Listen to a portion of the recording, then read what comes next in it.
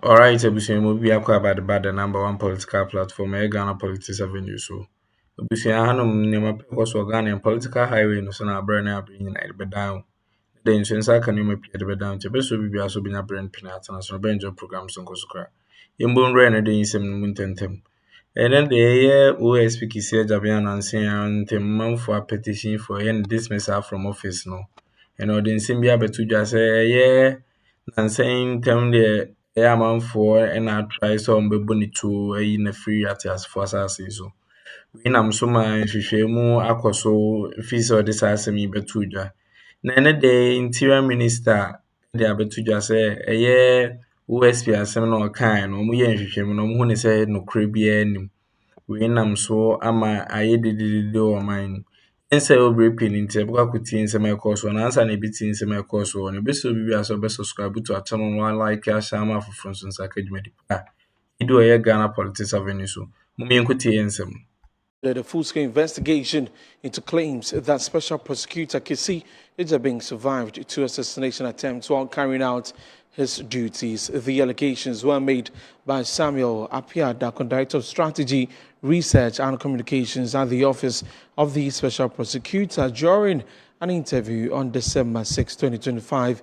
Samuel Dako also alleged that he was handcuffed and beaten by 17 police personnel. The ministry has taken the matter seriously, citing concerns that such dangers to personnel of accountability institutions could undermine the government's anti-corruption efforts. Preliminary findings indicate that the alleged assassination attempts occurred prior to 2025 with no records of such threats reported to the police or state security agencies. The ministry has directed a comprehensive investigation into the claims and assured the public of updates on the outcome and the subsequent actions.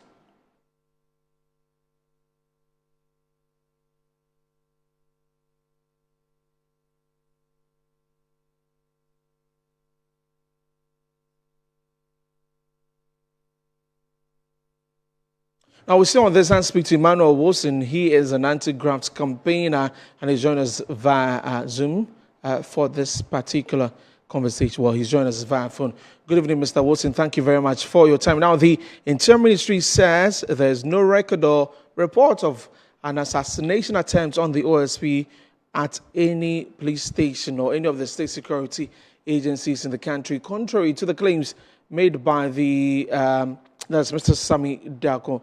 Now, they're saying that they are investigating this and have also reviewed that the assassination attempt on him as claimed happened before this particular year. Your thoughts on this and how the Interior Ministry is trying to handle this? Well, thank you very much, and it's a pleasure being on your platform. Right. The truth of the matter is, when I heard this, a number of questions came into my mind. Right.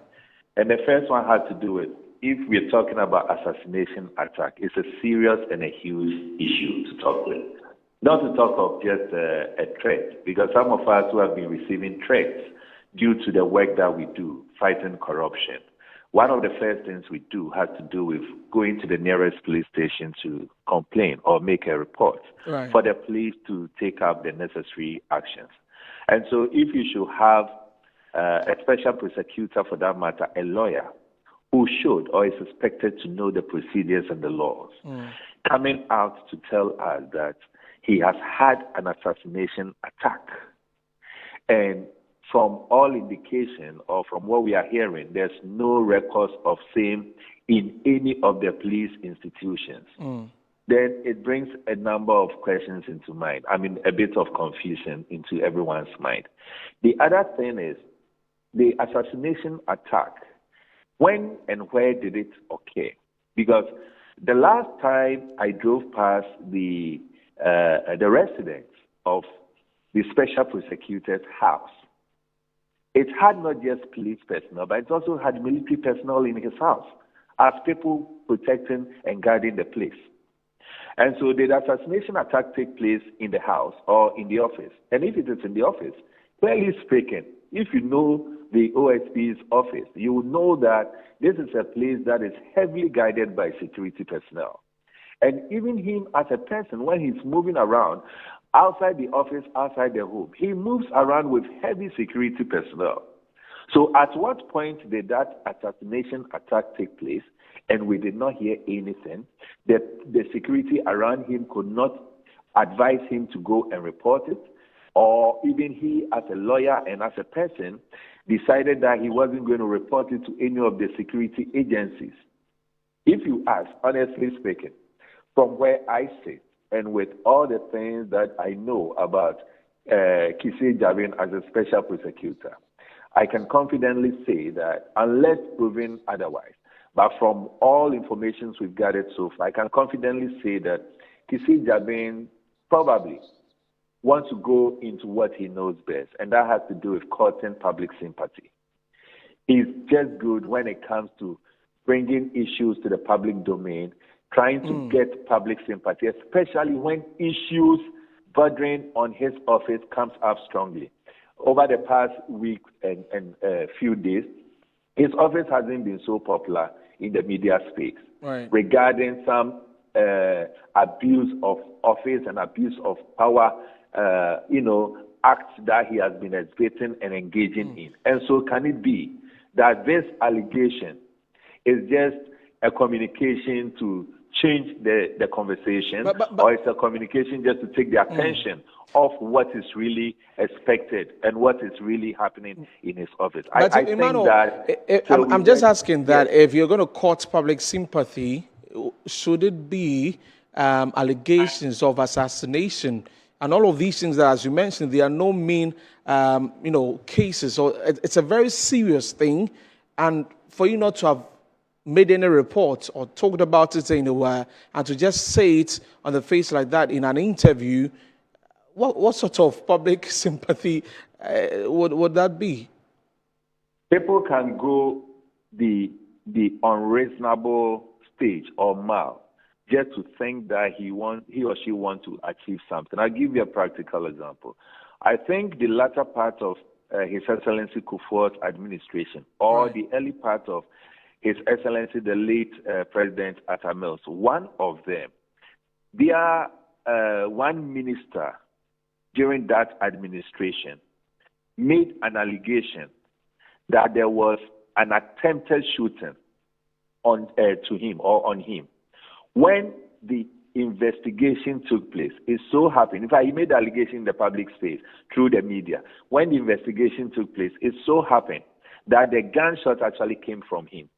He actually did the shooting, not necessarily shooting himself, obviously he would have died, but did a shooting and then went to the police station, or not even going to the police station. He brought it to the public space that there was a gun shooting attempt on him.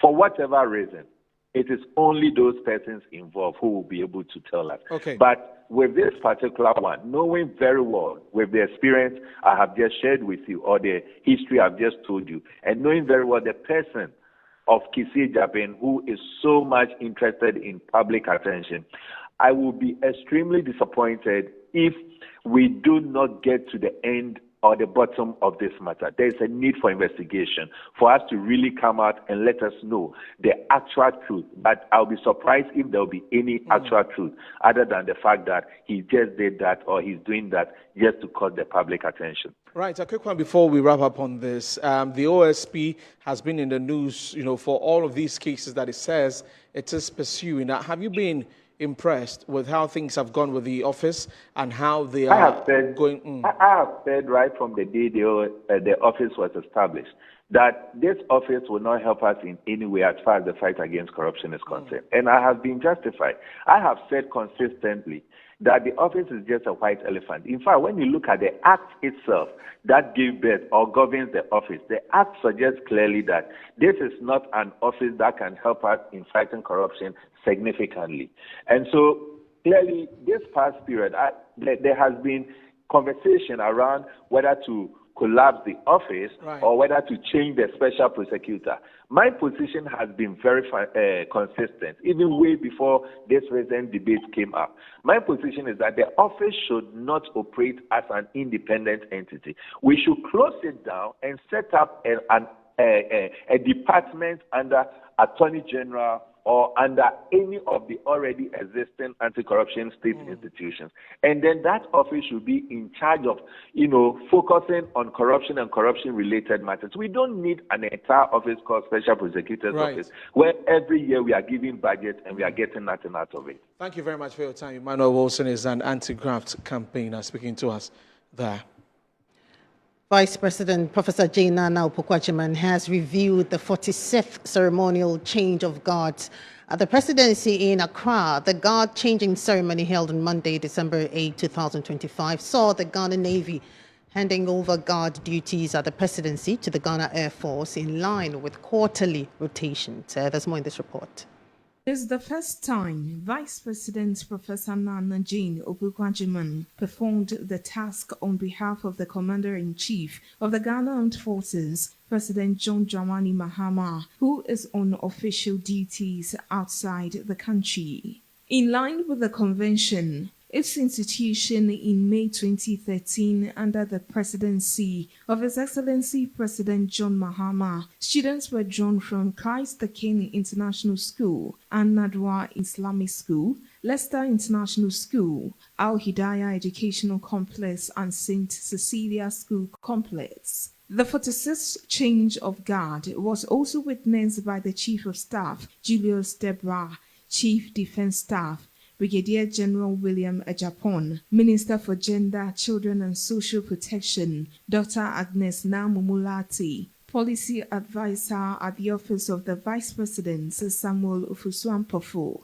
and other senior government officials. The well-choreographed precision drills was backed by the full army band in support, with a variety of popular traditional music flavored with the Christmas carols.